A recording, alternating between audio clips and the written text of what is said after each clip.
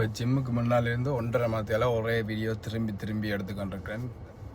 ஒரு விஷயத்த சொல்கிறக்கு போன 2 வீக்ஸுக்கு முதல் ஒரு 2 கிழமைக்கு முதல் ஒரு வீடியோ விட்டேன் நான் இனிப்பை பற்றி.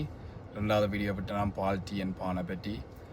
அந்த வீடியோ 2 விட்டதுலேருந்து ஆக்கள் நினைக்கிறேன் நான் பெட்டியான லைக் ஒரு பர்ஃபெக்டான ஆள், லைக் இனிப்பே வாழ்க்கையில் சாப்பிடாத மாதிரி. நான் இனிப்பு சாப்பிட்றேன், நான் கணக்கு இனிப்பு சாப்பிட்றேன் நான். ஆனால் அதை நான் பேலன்ஸ் பண்ணி சாப்பிட்றேன் நான். ஸோ ஒரு 2-3 கிழமைக்கு சரியான ஃபோக்கஸ்டாக இருப்பேன். ஜிம் அண்ட் லைக் சாப்பாட்லேருந்து எல்லாம் ஃபோக்கஸ்டாக இருப்பேன். அந்த ஒரு நாள் பிளான் பண்ணி வச்சுருப்பேன். ஓகே, நான் இந்த நாள் போய் வெளியில் சாப்பிட போகிறேன், அதுக்கேற்ற மாதிரி பிளான் பண்ணுவேன். அப்புறம் அடுத்த நாள் திரும்பி ஃபோக்கஸுக்கு வந்துடுவேன். ஓகே, சானாக்கு போவேன், கொஞ்சம் கூட ஒர்க் அவுட் பண்ணுவேன், அதை திரும்பி பேலன்ஸ் பண்ணுறக்கு. ஆக்கள் நிற்கினேன், என்ன சாப்பிடாம இனிப்பே சாப்பிடாம இருக்கணும், ஒன்றுமே சாப்பிடக்கூடாது.